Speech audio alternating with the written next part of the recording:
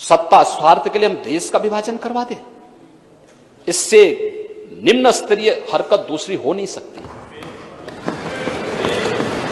और 1947 में यही हुआ था इस देश के साथ। महोदय, मैं फिर इस सदन में रखना चाहता हूं और अपने विपक्ष के मित्रों को भी, जो जाति जाति की रट लगाते हैं ना, इनको भी मैं बताना चाहता हूं, आजादी की लड़ाई में 2 दलित नेता इस देश के अंदर थे।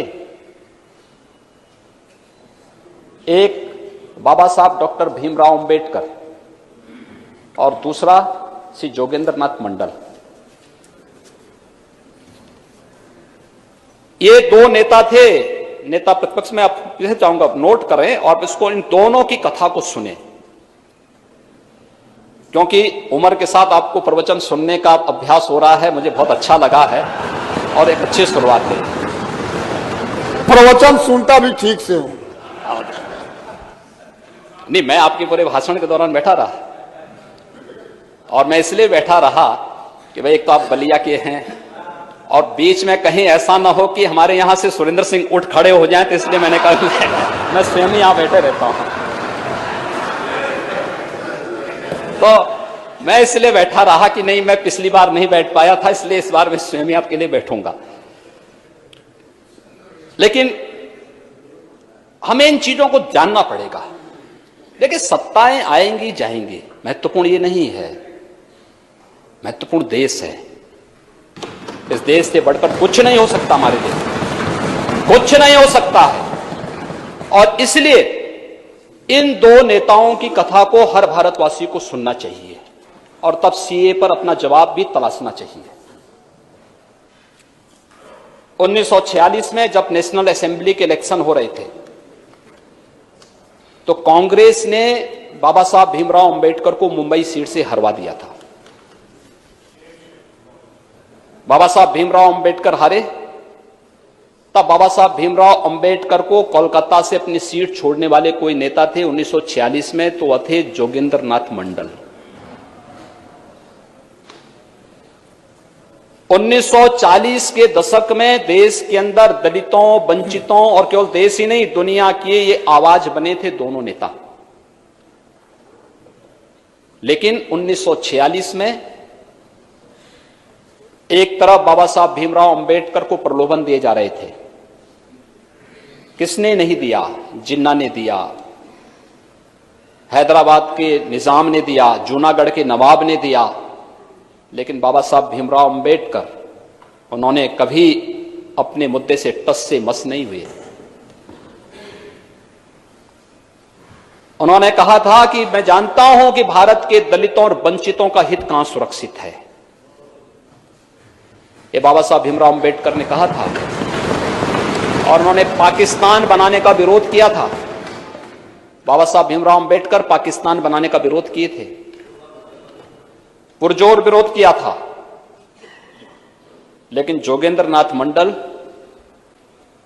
जिन्ना के बहकावे में आ गए, देश विभाजन का समर्थन कर दिए, पाकिस्तान चले गए। बाबा साहब भीमराव अंबेडकर आजाद भारत में भारत के कानून मंत्री बनते हैं। जोगेंद्र नाथ मंडल पाकिस्तान के कानून मंत्री बन जाते हैं। बाबा साहब भीमराव अंबेडकर भारत के संविधान के शिल्पी बने और 1950 आते आते श्री जोगेंद्र नाथ मंडल पाकिस्तान में दलितों पर, हिंदुओं पर, सिखों पर होने वाले अत्याचार से इतने व्यथित हो गए कि महोदय अक्टूबर